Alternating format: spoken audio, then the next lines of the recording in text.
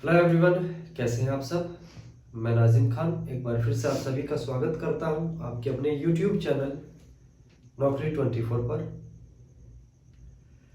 हम इतिहास पढ़ रहे हैं, हिस्ट्री, और इसमें पढ़ रहे हैं हम भारत का आधुनिक इतिहास, modern history of India.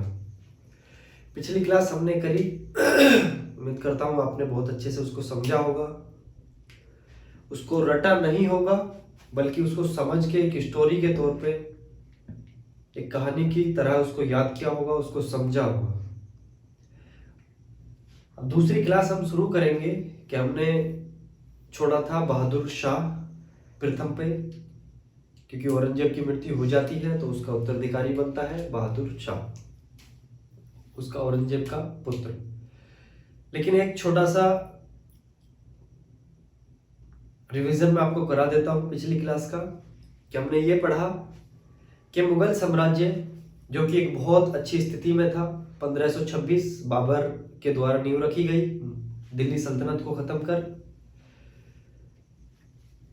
Babar और इब्राहिम लोदी के बीच में युद्ध हुआ 1526 में। इब्राहिम लोदी को पराजित किया गया, इब्राहिम लोदी हारा, बाबर की जीत हुई और दिल्ली सल्तनत को खत्म कर बाबर ने मुगल साम्राज्य की नींव रखी। ठीक, इसके बाद लगातार एक से एक बढ़ के शासक मुगल साम्राज्य को मिलते रहे कंटिन्यू। लेकिन 18वीं शताब्दी का जो शुरुआत रहा, 18वीं शताब्दी का, उसके शुरुआत में मुगल साम्राज्य की पतन की ओर बढ़ने लगा। 18वीं शताब्दी की शुरुआत में मुगल साम्राज्य पतन की ओर बढ़ने लगा। 1707 में औरंगजेब की मृत्यु होती है और बाबर से लेकर औरंगजेब तक एक से एक अच्छा शासक मुगल साम्राज्य को मिलता रहा। जैसे मैं बात करता हूं अकबर की, महान योद्धा रहा, महान शासक रहे मुगल साम्राज्य के। या मैं बात करता हूं शाहजहां की, इन्होंने अपने विरोधियों के विरोध को देखते हुए, उनसे लड़ते हुए, फिर भी मुगल साम्राज्य को एक अच्छी स्थिति दी, मुगल साम्राज्य को एक अच्छा नाम दिया, एक शोहरत दी मुगल साम्राज्य को। लेकिन वक्त बढ़ता चला गया, ईस्ट इंडिया कंपनी ने भारत में प्रवेश किया और लगातार step by step east India company का कब्जा होता चला गया भारत पे। 1707 आते आते जब औरंगजेब की मृत्यु होती है, मुगल साम्राज्य की ऐसी कंडीशन आ जाती है कि उसका मान सम्मान, उसकी प्रतिष्ठा सब दांव पे लग जाती है। केवल और केवल बचता क्या है कि उसका जो प्रशासन है वो मजबूत है, उसकी जो सेना है वो मजबूत है। लेकिन एक अच्छी बात ये कि आम जनता जो जहां जहां भी इसका विस्तार था मुगल साम्राज्य का, जहां जहां भी मुगल साम्राज्य फैला हुआ था, वहां के लोग, वहां की जनता की नजरों में मुगल साम्राज्य अभी भी वही साम्राज्य था जो कंटिन्यू चला आ रहा था। लेकिन अंदरूनी तौर पे, या अगर कहें कि विदेशी जो देख रहे थे, वो ये देख रहे थे कि मुगल साम्राज्य अब खत्म, पतन की ओर बढ़ रहा है। औरंगजेब की मृत्यु होती है 1707 में और कारण रहा उसका कि मुगल साम्राज्य पतन की ओर गया, तो उसका कारण रहा औरंगजेब की नीतियां। उसमें सबसे खास नीति रही दक्कन की नीति, क्योंकि हमारा जो भारत का जो दक्षिणी क्षेत्र है वह मसाले बहुत पाए जाते हैं, व्यापारिक वो क्षेत्र है। कौन सा? दक्षिण का। अंग्रेज जो आए थे वो लालच में आए थे, क्योंकि मसाले जाते थे यूरोप, अदर कंट्री में, वो दक्षिण से जाते थे, और जो भी आता था ना वो उत्तर भारत से आता था, रास्ता था उत्तर भारत से आने का। और कुछ इस तरह से मैं ये ऐसे समझे कि ये हमारा कश्मीर है और ये हमारी कन्याकुमारी है, ठीक है। यहां से प्रवेश करते थे, ये क्षेत्र है पाकिस्तान अफगानिस्तान वाला, खैबर दर्रा, यहां से प्रवेश करते थे विदेशी, ठीक। और जो हमारा ये क्षेत्र था दक्कन, इसको बोलते हैं दक्कन। अगर हम दक्षिण में आएंगे तो हम बीच का ये भाग दक्कन से हम अंदर एंट्री करेंगे। कुछ ऐसे समझदार थे जिन्होंने यहाँ दक्कन के जो मतलब दक्कन मतलब मराठा थे, उनसे यारी दोस्ती करी, उनसे मेल मिलाप करा और दक्षिण तक पहुंच गए। लेकिन एक ऐसे ये औरंगजेब ऐसे शासक रहा जिन्हें दक्कन से इसके नहीं बन पाई, मराठों से नहीं बन पाई, और इसी की यही सबसे जो नीति रही सबसे खराब, वो दक्कन की नीति रही, जिससे मुगल साम्राज्य पतन की ओर बढ़ गया। ठीक। अब उसके बाद 1707 में जब मृत्यु हो जाती है तो इसका बेटा, इसका पुत्र, जिसका वास्तविक नाम मुअज्जम था,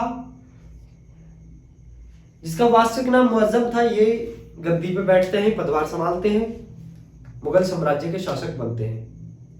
लेकिन वित्तीय स्थिति मुगल साम्राज्य की बहुत खराब है, जगह जगह दंगे हो रहे हैं, विद्रोह हो रहे हैं, विरोध हो रहे हैं मुगल साम्राज्य के। अब ऐसी कंडीशन में मुअज्जम, या जो इन्होंने उपाधि धारण की थी, जिसे जो फेमस नाम है इनका, वो है बहादुर शाह। बहादुर शाह, बहादुर शाह कौन से? प्रथम। मुअज्जम ने बहादुर शाह प्रथम की उपाधि धारण की। इनका अन्य नाम बहादुर शाह प्रथम है। इनके लिए बहुत सारे विरोध हो रहे थे, जगह जगह विरोध। जैसे अगर मैं बात करता हूं, उत्तर भारत में जाट इनसे असंतुष्ट थे, और ये मैं बात करता हूं पंजाब में सिख, ये बात करता हूं इसमें दक्कन में तो मराठा इनसे खुश नहीं थे। और वित्तीय स्थिति तो आपको पता ही है कि बहुत ज्यादा खराब हो चुकी थी। समय बढ़ता चला गया, बदलता चला गया, और ये बहुत ज्यादा संकट में घिर गए।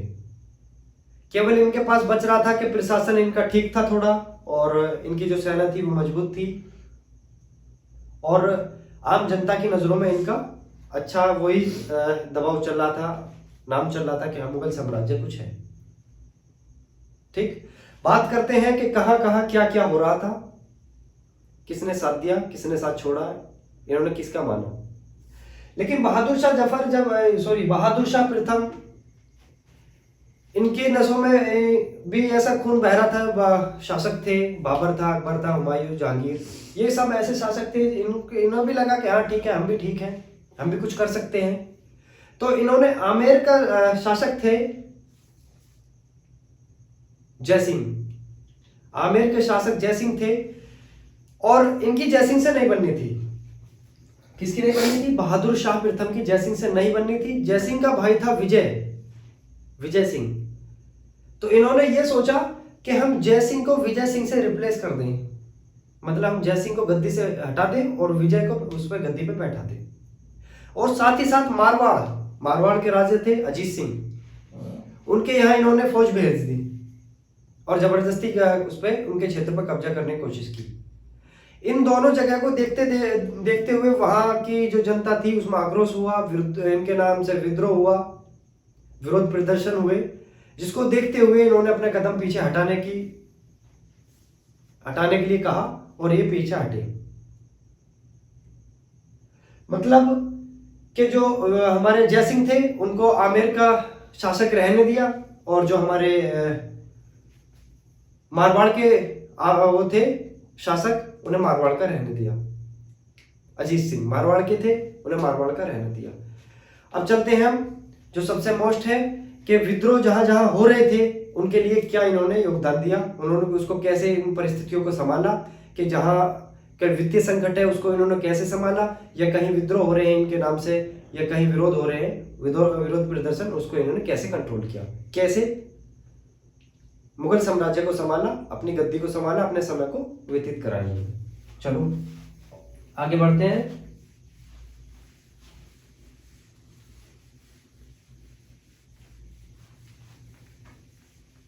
बात करते हैं सबसे पहले मराठाओं की, क्योंकि मराठा दक्कन में मराठा इनसे ज्यादा कुछ नहीं थे। बात करेंगे मराठों की।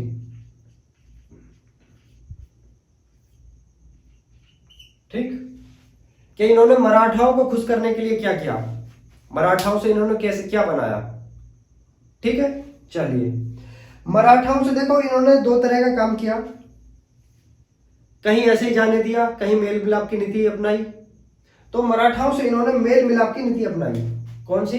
मेल मिलाप, मेल मिलाप की नीति। किससे अपनाई? मराठाओं से, क्योंकि मराठा भी इनका विरोध कर रहे थे। तो इन्होंने सोचा कि क्यों ना इनसे मेल मिलाप की नीति अपनाई जाए। तो मराठाओं से मेल मिलाप की नीति अपना के इन्होंने मराठाओं को थोड़ा शांत किया। कंप्लीटली नहीं किया, पूर्णतः नहीं किया, लेकिन थोड़ा किया। ठीक है। उसके बाद इनका रीजन क्या रहा, कारण क्या रहा इनके संतुष्ट होने का, मराठाओं का संतुष्ट होने का कारण क्या रहा? कारण कि बहादुर शाह प्रथम ने साहू को कैद करके रखा हुआ था। किसको? शाहू को। तो साहू को इसने आजाद कर दिया। क्या कर दिया? शाहू को आजाद कर दिया। लेकिन मराठाओं का शासक, मराठाओं का राजा इसको नहीं समझा। किसने? बहादुर शाह प्रथम ने। आजाद तो कर दिया, लेकिन शासक नहीं समझा, इनका राजा नहीं समझा मराठाओं का। ठीक। और इसके अलावा क्या किया कि दक्कन में, कहां पर? दक्कन, दक्कन मतलब मराठा, इनको सरदेशमुखी वापस दे दी। क्या दे दी? सरदेशमुखी। मराठाओं को उनकी सरदेशमुखी वापस दे दी। मराठाओं से मेल मिलाप की नीति अपनाई, और उस मेल मिलाप की नीति में इन्होंने यह किया कि जो साहू को कैद करके रखा हुआ था, साहू को छोड़ दिया। और दूसरा कि दक्कन में जो दक्कन की सरदेशमुखी थी, उस सरदेशमुखी मराठाओं को वापस दे दी। यह किया किसके लिए? मराठाओं के लिए। लेकिन केवल मराठा नहीं थे, सिख भी थे, जाट भी थे विद्रोह के लिए। तो अब बात करते हैं, मराठाओं का हो गया कि सिखों के लिए इसने क्या किया, सिखों को संतुष्ट करने के लिए क्या किया, क्योंकि असंतुष्ट तो सिख भी थे ना। चलिए, उम्मीद करता हूं आपने उतार लिया होगा, कॉपी में नोट करते रहे।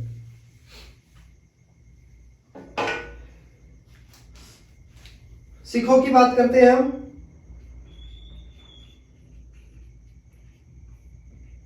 कि सिखों के लिए इन्होंने क्या किया? किसने? मुअज्जम ने। मुअज्जम कौन था? औरंगजेब का पुत्र था। ठीक है। मुअज्जम ने कौन सी उपाधि धारण की? बहादुर शाह प्रथम की उपाधि धारण की, बहादुर शाह की। प्रथम क्यों लगाया जाता है? क्योंकि अन्य नाम और भी शासक रहे बहादुर शाह के नाम से, जो इनके बाद आए, तो इसलिए ये पहले आए बहादुर शाह की, इसलिए इनके प्रथम, इनको उपाधि दी गई है कि बहादुर शाह प्रथम। ठीक है। चलो बात करते हैं हम सिखों की, कि सिखों के लिए क्या किया इन्होंने। गुरु गोविंद सिंह के साथ, किसके साथ? गुरु गोविंद सिंह के साथ क्या किया इन्होंने? शांति समझौता किया। किसके साथ? गुरु गोविंद सिंह के साथ। देखिए, जब कोई शासक कमजोर पड़ जाता है, उसे अपनी कमजोरी का एहसास होने लगता है, तो वो यही करता है कि कैसी न कैसी बात को खत्म करा जाए। तो बिल्कुल सेम ये भी वही कर रहा है।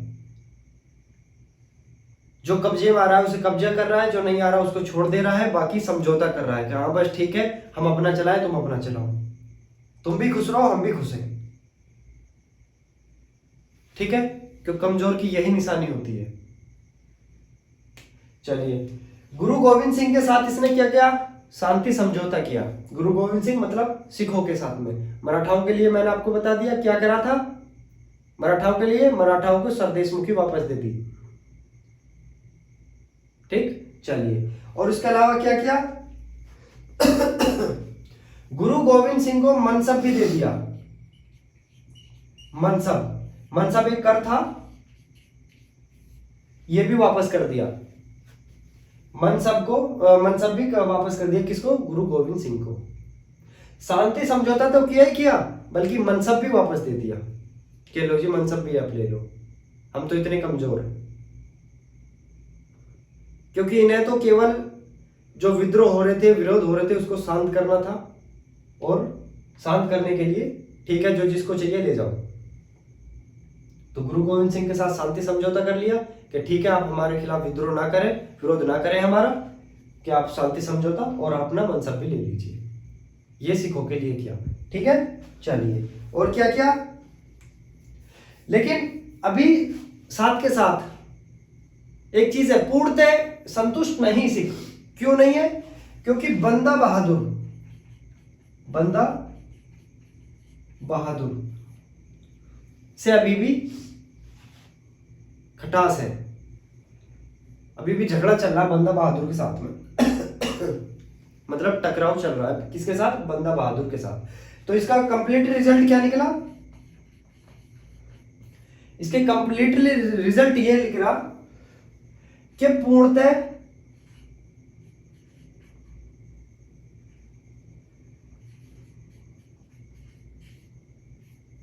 शांति समझौता नहीं हुआ। किसके साथ? सिखों के साथ। गुरु गोविंद सिंह के साथ शांति समझौता करा, मनसब भी दे दिया, लेकिन बंदा बहादुर के साथ टकराव अभी भी जारी है। तो रिजल्ट यही रहा कि सिख भी असंतुष्ट है। ठीक है, उधर मराठा भी असंतुष्ट है अभी इससे। क्यों?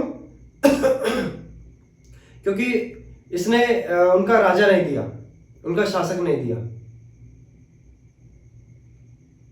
ठीक, चलिए आगे बात करते हैं। सिख हो गए हमारे। अब कौन बचा? जाटों के बारे में बात कर लेते हैं, क्योंकि जाट भी असंतुष्ट हैं।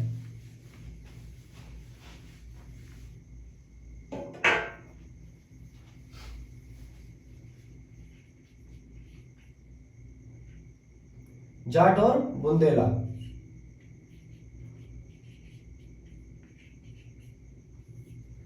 ठीक है,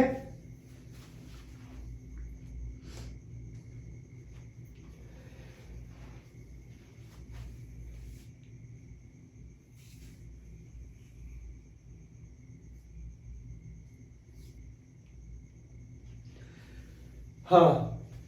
तो जाट और बुंदेला से क्या किया इन्होंने? यहां भी शांति समझौता किया। क्या कह रहा? शांति समझौता। ठीक, किससे? बुंदेलाओं से प्लस जाटों से। ठीक है, चूरमल,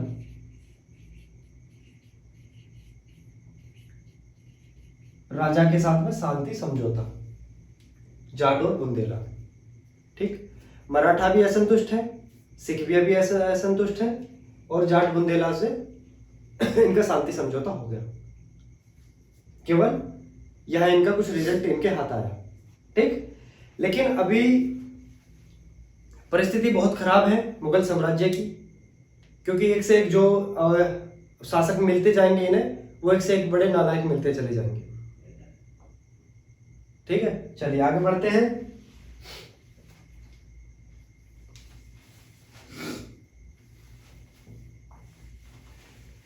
बात कर लेते हैं हम वित्तीय संकट की।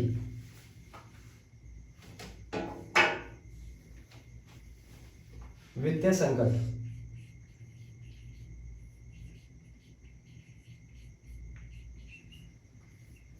बहादुर शाह प्रथम ने अपना शासन चलाने के लिए अनेक तरह की नीतियां अपनाई। बहादुर शाह प्रथम ने अपना शासन चलाने के लिए अनेक तरह की नीतियां अपनाई, लेकिन कोई भी नीति सक्सेस नहीं हुई, फेल हुई। क्योंकि नीतियां किस पे अपनाई गई? कि हम जाटों को कंट्रोल में ले लें, हम मराठाओं को कंट्रोल में ले लें, हम सिखों को कंट्रोल में ले लें, कि हमारे लिए कोई विद्रोह ना करे, हमारे खिलाफ कोई ना आए। लेकिन जाटों से थोड़ा कनेक्शन अच्छा था, तो वो ठीक है, कहा वो दब गए, मतलब वो साथ आ गए कि हाँ ठीक है, हम तुम्हारे साथ हैं। बाकी ना सिख इनसे खुश है, ना इनसे मराठा खुश है, ठीक, अब बात करते हैं वित्तीय संकट की। वित्तीय संकट देखो शाहजहां से शुरू हुआ। किससे? शाहजहां के काल से शुरू हुआ। उसके बाद औरंगजेब, और अब चल रहा है बहादुर शाह।